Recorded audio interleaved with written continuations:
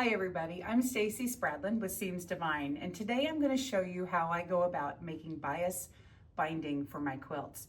Anytime we have a curve, like the quilts with a double wedding ring quilt or anything with a scalloped edge with a curve, we need to have bias binding so that the binding will actually be a little bit stretchy when we sew it onto the quilt so that we can get a nice smooth edge around those curves.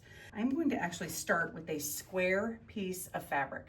Today, I've got a 21-inch square. I tried to pick a fabric that you could actually see the wrong side and the right side. We're going to be marking our square first from the wrong side of the fabric. The first thing I'm going to do is cut this in half on the diagonal.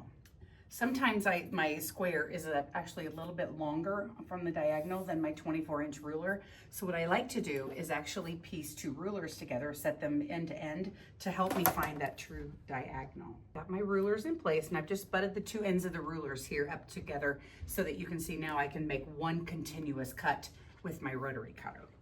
So as I'm going to hold this in place, and I'm going to cut that on the 45-degree diagonal line. Okay, I'll move these to the side. And now you can see I've got my fabric cut in half on the diagonal. Now here's the part where it gets a little bit tricky, and you might have to do this a couple of times to make sure that you have it right. I want to position my fabrics now right side together so that I can get my first seam. So what I like to do is take the bottom one and flip it this way, and then take the other one and position it right on top, just like this. And I'm going to overlap my top edge so that when I use my 1/4-inch seam, I'm catching that right in place. Now I'm going to pin. I find that when I pin quite a bit, I'm much happier with the end result. Things will be a lot more accurate. Now we're going to head to the sewing machine and get this seam in place. Stitch that 1/4-inch seam and back stitch at the beginning and end.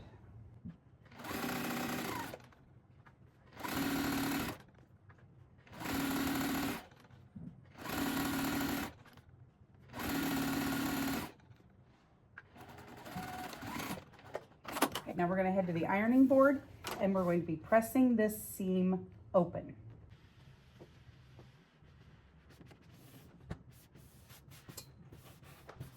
Okay, and back to the cutting board we go.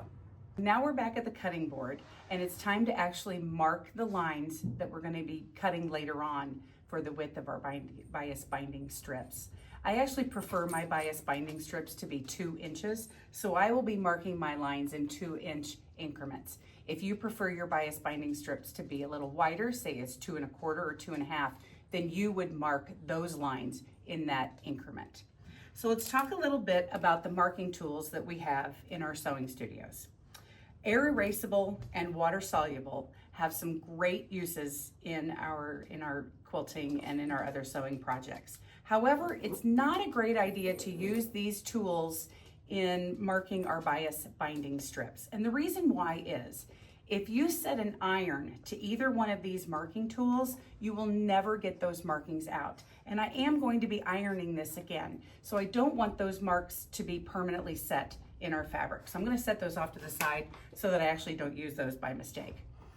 Another great option in our sewing room for other projects is the Frixion pen that actually comes off when you iron it. As great as it is for other projects, again, I don't want to use that for this project because I am going to be ironing this piece of fabric again, and I need the lines to stay visible. So for this project, I'm actually going to use a regular ink pen. And the reason being, you'll be able to see the markings that I do on the back of the fabric. Plus, I'm hoping that the way when I go to cut this fabric away, that the ink will actually disappear, and it's going to be caught in the seam allowance anyway. So I'm going to grab my long ruler here, and I'm actually going to put this the right side up here so I can mark actually my 2-inch increments. So I am just lining my ruler up with 2 inches along the bottom raw edge of my fabric. And I'm going to mark fairly dark so that you can actually see this. For a real project, I would not mark these quite as dark, but I want to make sure that you actually see what I'm doing. And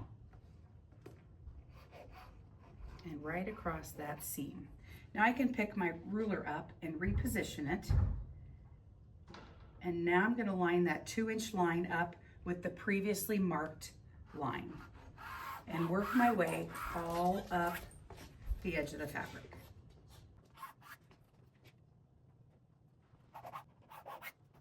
Now you can see that I'm approaching the top edge of my fabric, and you can see here that it's not actually going to come out even, and that is okay.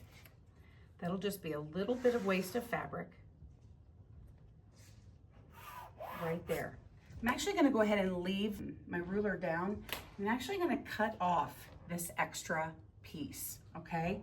The reason being is that it actually saves me some time later on after we sew this in a tube and actually cut our strips apart. With this piece being gone, it actually saves me from having to use my scissors with it later on. Okay, here's where this magic is going to happen. As you can see, I've got my 2-inch lines all marked. I actually now want to sew this into a tube, make one more seam, and then we will actually use our scissors to cut this apart, okay? So the best thing I have found is I pick from the top of the center and the bottom of the center and then twist it toward me like this. Now you've got a shape that will look something like this, okay? And if I fold this down and under, you can see that I've made a tube. But I actually want to do one more step before we go to the sewing machine. As you can see, my lines are now going to line up. If I were to stitch this directly just like this, I wouldn't have anything to cut apart. I would actually then have to cut the strips apart and then make more seams, and I don't want to do that. So if I offset the seam by 1, I'm going to make one continuous tube, and then our bias binding will only have actually 2 seams set into it. So what I like to do is pull these apart like this and offset by 1 line, so that now this first line is actually lined up with the raw edge here, okay? This is now actually the seam that I want to sew. Pull that out here so it might be a little bit easier for you to see. My tube is actually going to be offset. Here is where I really pay attention to my pins. I'm left-handed, and I've actually had to learn how to pin right-handed for this task, okay? I'm gonna start right here. I pin right-handed so that I can pull the pins out at the sewing machine a lot easier, okay? I'm gonna stick my first pin right in there at that line, and I'm going to make the pin come out on the other side with the other diagonal line that I have on the back side of this fabric. Once I'm happy with that position, I'm gonna weave my pin in and out across the top edge of my fabric. Now I'm going to go back and just make sure that I can get this first one lined up. Now I can work my way around across the top, sticking that pin about 1/4 of an inch down from that raw edge. And you can see here how off I am. So I want to make sure that I'm going to reposition that fabric into place so that when I have my 1/4 inch seam, my lines will actually be lined up. I'm going to be finishing my pinning up, and I'll meet you at the sewing machine. And I have all of my pins marking those intersections where those 2 lines are actually going to be stitched together. And as you can see, this is the reason I pinned right-handed, is so that when I go through the machine, I'm actually able to pull the pins out toward me instead of having to pull them against the machine. So another way that you can check is right here at this intersection. If I fold my 1/4 inch down, you can actually see that those lines should actually line up. So I think we're in pretty good shape here. I'm going to start my stitch line right in here where those 2 fabrics meet, and I'm just going to take a quick back stitch and continue on sewing this seam. Straighten things up along the way. All right, now we're going to be pressing this seam open very carefully, as you can tell, because we have this odd shape. But I want to make sure that I get this seam pressed open so that it'll help reduce the bulk when we hand stitch our bias binding to our quilt. I'm going to press this seam open.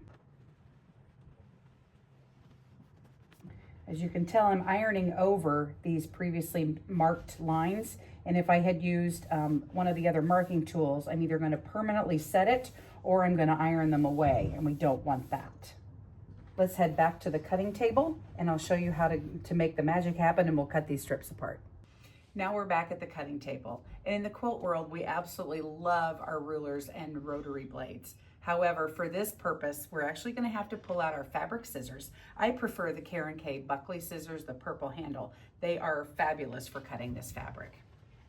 So it is now time to cut these strips apart. And since we offset that seam once, we're now actually going to be able to cut on our marked lines and make one long continuous strip of bias binding.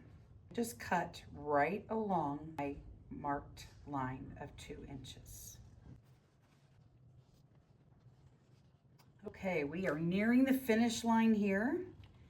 And if you remember, when we were marking those lines and I actually cut off that top edge that wasn't a full 2-inch width of fabric, I'm glad I did that, because when I finish here, I can make my last cut, and I now have this long continuous strip of all bias binding that's all prepped and ready for my scalloped edges, and you can see the stretch in here.